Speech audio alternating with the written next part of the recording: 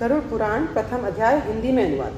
पिंडदान से शरीरोत्पत्ति, भय उत्पन्न करा देने वाले यममार्ग की यातनाएं तथा पापियों की इस लोक और परलोक में होने वाली दुर्गति आदि का वर्णन।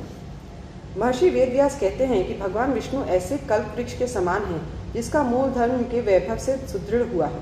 चारों वेद जिसके तने की भांति हैं, जो पुराण रूपी शाखाओं से सुशोभित हैं, तथा यज्ञ, स्तुति एवं प्रार्थना जिस कल्प वृक्ष के पुष्प हैं और मोक्ष जिसका फल है। ऐसे मधुसूदन अर्थात भगवान विष्णु के चरण कमलों की जय हो। विष्णुधाम नैमिषारण्य नामक तीर्थ में शौनक आदि ऋषियों ने स्वर्ग की प्राप्ति हेतु 1000 वर्ष में पूर्ण होने वाला यज्ञ प्रारंभ किया। एक दिन प्रातःकाल अग्नि में हवन करने से निवृत्त होकर मुनियों ने व्यासपीठ पर आसीन सूत जी से आदर पूर्वक पूछा। ऋषि बोले, हे सूत जी, आपने सुख प्रदान करने वाले देव मार्ग के बारे में हमें सुनाया।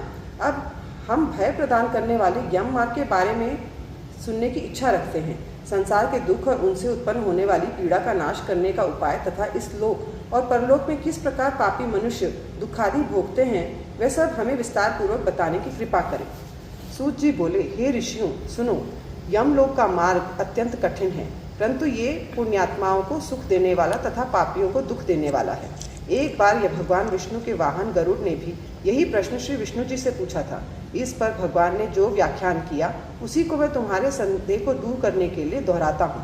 किसी समय वैकुंठ में सुखपूर्वक विराजमान परम गुरु श्री हरि से विंता के पुत्र गरुड़ ने विनय पूर्वक पूछा। गरुड़ बोले, हे देव, आपने मुझे नाना प्रकार के भक्ति मार्गों और भक्तों की उत्तम गति के बारे में बताया।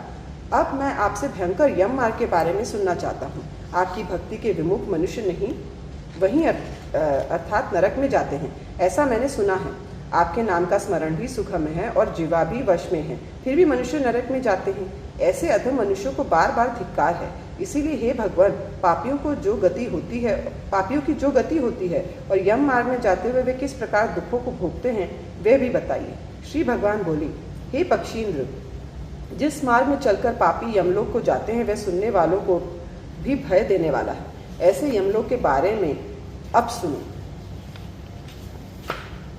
हे गरुड़, जो पाप कर्म में लिप्त हैं, दया धर्म से रहित हैं, जिनकी दुष्ट संगति है और जो शास्त्र और सत्संग से विमुख रहते हैं, जो मनुष्य स्वयं को प्रतिष्ठित समझते हैं, धन मान के घमंड में भरे हुए हैं, जो आसुरी भाव से युक्त हैं और जो दैवी संपदा से रहित हैं, जिनका मन नाना प्रकार के विषयों की आसक्ति से भ्रांत है, जो मोहजाल में फंसे हुए हैं, जो काम भोग में लिप्त हैं, ऐसे मनुष्य अपवित्र नरक में गिरते हैं।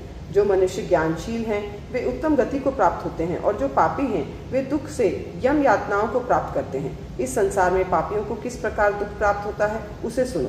मृत्यु के बाद